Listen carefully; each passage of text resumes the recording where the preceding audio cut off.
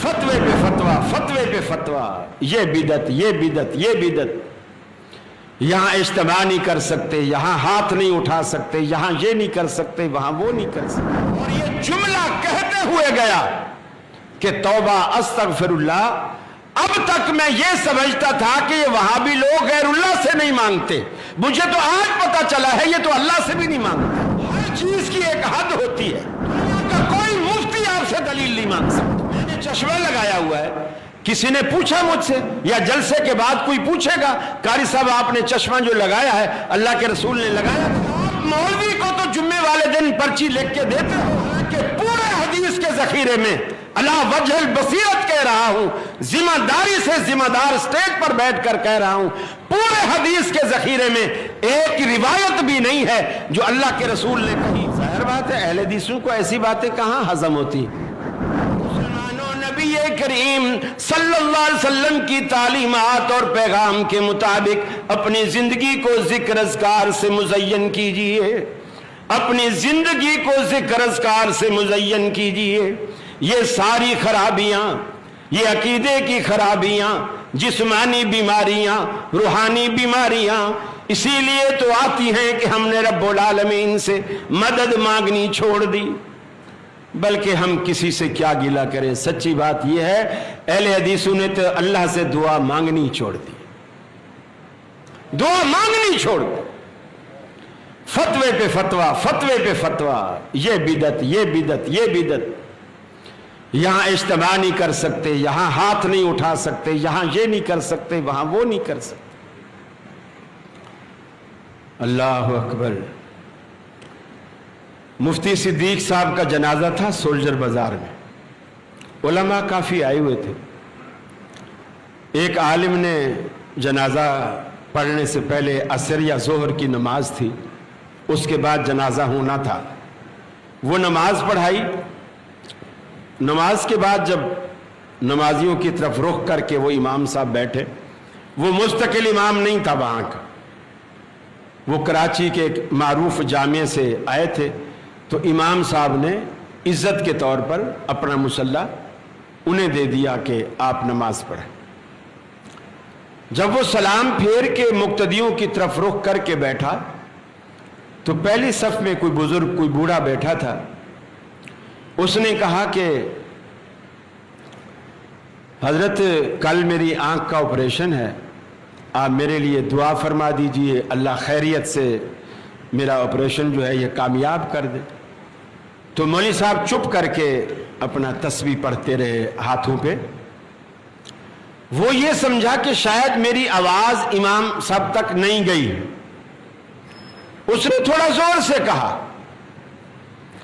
اب امام صاحب کو بھی تھوڑا غصہ آیا، ان کی بھی آواز تھوڑی تیز ہو گئی۔ انہوں نے کہا بابا بیٹھ جا چپ کر کے، یہ فرضوں کے بعد دعا کرنی بدعت ہے، بیٹھ جا۔ وہ بیٹھا نہیں، پھر بوڑھا تھا، لاٹھی کے سہارے کانپتے کانپتے اٹھا، صفیں چیرتا ہوا باہر نکلا اور یہ جملہ کہتے ہوئے گیا کہ توبہ استغفر اللہ، اب تک میں یہ سمجھتا تھا کہ یہ وہابی لوگ غیر اللہ سے نہیں مانگتے، مجھے تو آج پتا چلا ہے یہ تو اللہ سے بھی نہیں مانگتے۔ کتنا غلط میسج آپ نے دیا۔ میں نہیں سمجھتا کہ وہ زندگی میں کبھی پھر وہ دوبارہ اہل حدیثوں کی مسجد میں آیا بھی۔ ہر چیز کی ایک حد ہوتی ہے، ہر چیز کی ایک حد ہوتی ہے۔ آپ فرض کے بعد دعا مانگنے کو سنت نہ سمجھیں، آپ نہ کہیں یہ سنت ہے۔ دنیا کا کوئی مفتی آپ سے دلیل نہیں مانگ سکتا۔ آپ کہیں دعا مانگنا میری ضرورت ہے، دعا مانگنا میری ضرورت ہے اور واقعی ضرورت ہے۔ دعا کو آپ سنت کے طور پر نہ مانگیں، ضرورت کے طور پر مانگیں۔ میں نے چشمہ لگایا ہوا ہے، کسی نے پوچھا مجھ سے یا جلسے کے بعد کوئی پوچھے گا قاری صاحب آپ نے چشمہ جو لگایا ہے اللہ کے رسول نے لگایا تھا؟ نہیں پوچھ سکتا۔ اس سوال کا جواز ہی نہیں بنتا۔ کیوں نہیں بنتا؟ کہ میں نے سنت سمجھ کے نہیں لگایا۔ ہاں جس دن میں یہ کہنے لگ جاؤں کہ جو چشمہ لگائے بغیر درس دے گا، تقریر کرے گا، اس کو آدھا ثواب ملے گا، اور چشمہ لگا کے درس دے گا تو پورا ثواب ملے گا۔ چشمے کے ساتھ خطبہ دے گا تو 2 خطبے کا ثواب ملے گا، بغیر چشمے کے دے گا تو آدھے خطبے کا ثواب ملے گا۔ اب لوگ پوچھیں گے حضرت اس کی دلیل کیا؟ آپ نہ کہیں یہ سنت ہے۔ مولانا اسماعیل سلفی رحمت اللہ علیہ ہر نماز کے بعد دعا مانگتے تھے۔ اب ظاہر بات ہے اہل حدیثوں کو ایسی باتیں کہاں ہضم ہوتی ہیں۔ نوجوان لڑکے نے پوچھ لیا کہ حضرت ہم اس مسجد میں بھی جاتے ہیں، وہ لوگ تو فرضوں کے بعد دعا نہیں مانگتے، آپ ہر نماز میں ہاتھ اٹھائے بیٹھے ہوتے ہیں، ہر نماز میں دعا مانگ رہے ہوتے ہیں۔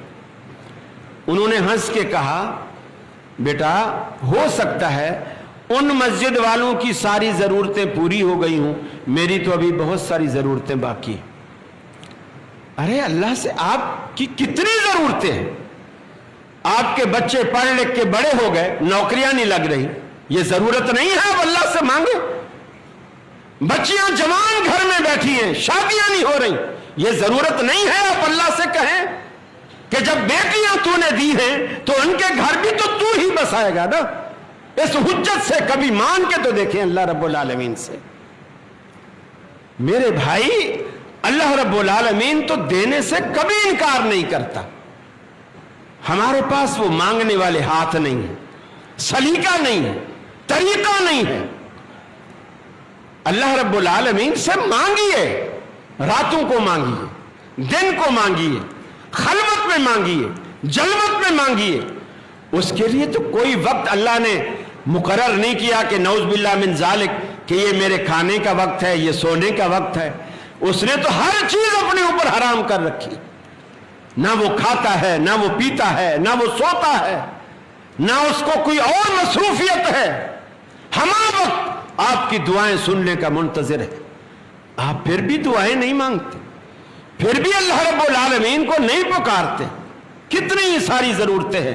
ارے آپ مولوی کو تو جمعے والے دن پرچی لکھ کے دیتے ہو، مولوی صاحب دعا کرانا ہماری بچیوں کے رشتے ہو جائیں، دعا کرانا میرے بیٹوں کی نوکریاں لگ جائیں، حالانکہ پورے حدیث کے ذخیرے میں اللہ وجہ البصیرت کہہ رہا ہوں، ذمہ داری سے ذمہ دار سٹیج پر بیٹھ کر کہہ رہا ہوں، پورے حدیث کے ذخیرے میں ایک روایت بھی نہیں ہے جو اللہ کے رسول نے کہی ہو کہ خطیب مسجد کی یا امام مسجد کی دعا اللہ رد نہیں کرتا، کہیں نہیں ہے۔